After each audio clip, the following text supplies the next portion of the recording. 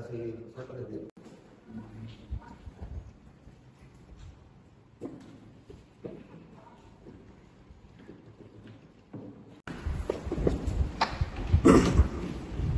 Bismillahirrahmanirrahim. Assalamualaikum warahmatullahi wabarakatuh.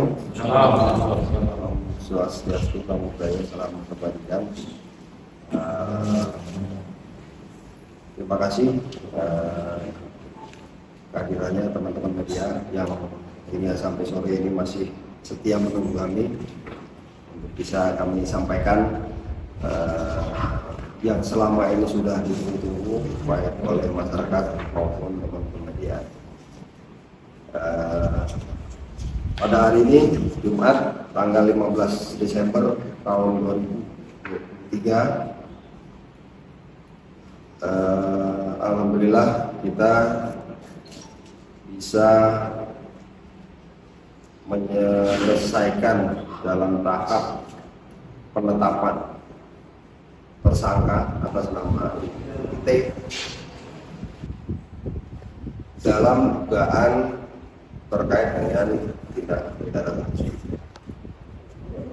Saya sampaikan ini saya didampingi oleh Kasubdisus beserta tim penyidik dari Kejaksaan Negeri Kudus yang beranggotakan 10 ya, tambahan karena ada jaksa tambahan, sementara kemarin ada 7 jaksa dan ditambah lagi ada jaksa yang baru nantinya untuk melanjutkan proses penanganan perkara ini. Jadi secara singkat saya jelaskan uraiannya bahwa tersangka IT SA selaku Ketua KONI Kudus periode tahun 2021 sampai dengan tahun 2025 berdasarkan SK KONI Jateng nomor 83/Romawi 12/2021. Uraian bahwa berawal pada tahun 2022 KONI Kabupaten Kudus telah mendapatkan alokasi dana hibah dari pemerintah daerah Kabupaten Kudus yang bersumber dari APBD sebesar 8,4 miliar dan bersumber juga dari APBD perubahan sebesar 2,5 miliar. Bahwa selanjutnya terhadap anggaran yang diterima oleh KONI Kudus tersebut dalam pelaksanaan penggunaan anggarannya, saudara tersangka IT memerintahkan kepada saksi Andika staf KONI untuk melaksanakan pencairan sebagaimana telah dilakukan pada tahun 2021.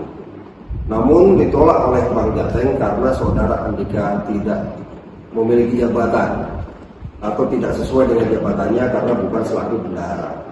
Selanjutnya, untuk menyikapi penolakan dari Bank Jateng tersebut, tersangka IT selaku Ketua KONI memerintahkan saudara Lila bendahara untuk mencairkan anggaran tersebut.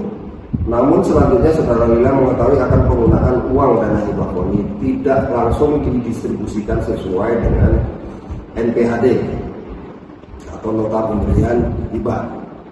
Selanjutnya saudara Lila menyarankan kepada tersangka IT untuk melakukan pencairan dan dilakukan secara non tunai. Sedangkan untuk pencairan tunai dilakukan oleh tersangka IT. Di sini sudah ada perbuatan melawan hukumnya. Tahun 2022 dilakukan pencairan secara tunai oleh bendahara yaitu saudara Lila atas perintah tersangka IT sebesar 5 miliar yang selanjutnya uang tersebut diserahkan kepada IT atau tersangka IT. Dan setelah menerima uang tersebut, tersangka menggunakan uang tersebut yang tidak sesuai dengan rencana penggunaan dana sebagaimana NPHD atau naskah perjanjian hibah daerah yang seharusnya didistribusikan untuk pengkap-pengkap namun digunakan untuk pembayaran hutang pribadi. Dan juga ditemukan beberapa penyaluran anggaran yang tidak sesuai dengan LPJ. Antara lain, untuk bidang media dan humas dialokasikan dalam NPHD sebesar 50 juta rupiah. Namun faktanya ditemukan 500 juta ya. Namun faktanya ditemukan LPJ senilai 300 juta yang dibuat oleh pihak ketiga yaitu PT Sentini Mahatma Putra pada saat proses pembayaran, Direktur Sentini menerima uang sebesar 35 juta dan pada saat itu diberikan kwitansi sebesar 300 juta. Kepada Pemkap PSSI yang dialokasikan sebesar 90 juta, namun faktanya hanya menerima 70 juta, sedangkan sisanya sebesar 20 juta rupiah diminta oleh saudara tersangka IT dan dipergunakan untuk kepentingan pribadi. Kemudian kepada Pemkap FPTI yang dialokasikan sebesar 75 juta, namun fakta yang diterima hanya sebesar 45 juta rupiah, sedangkan sisanya sebesar 30 juta rupiah diminta oleh saudara tersangka IT untuk kepentingan pribadi. Bahwa selanjutnya pada tahun geser kita ke tahun 2023, Poni Kudus juga mendapatkan dana hibah dari APBD Kudus sebesar 9 miliar, dan anggaran tersebut sebagian telah digunakan: satu, untuk pengadaan perlengkapan kontingen Porprov sebesar 971.500.000 rupiah, dan kedua, untuk pembayaran catering sebesar 528.570.000 rupiah. Namun kemudian sama tersangka ini diambil ya, 371 juta ini yang diserahkan ya. Halaman berikutnya tentunya kita akan melihat nanti apakah akan ada yang dimintai pertanggungjawaban. Kita masih gali lagi dan mudah-mudahan dari orang-orang yang menerima pembayaran yang tidak sesuai dengan ketentuan tadi seharusnya mengembalikan, karena itu adalah uang Poni, bukan untuk uang pembayaran hutang.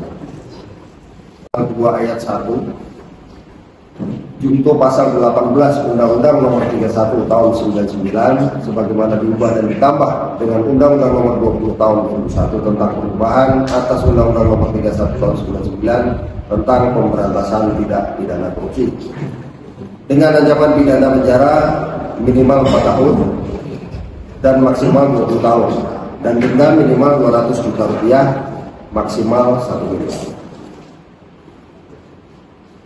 Subsidiarnya kita terapkan nanti pasal 3 Undang-Undang Nomor 31 Tahun 99 sebagaimana diubah dan ditambah dengan Undang-Undang Nomor 20 Tahun 2001 tentang perubahan atas Undang-Undang Nomor 31 tentang Tahun 99 tentang pemberantasan tindak pidana korupsi, dengan ancaman pidana penjara selama minimal 1 tahun dan maksimal 20 tahun, dan denda minimal 50 juta rupiah, maksimal 1 miliar.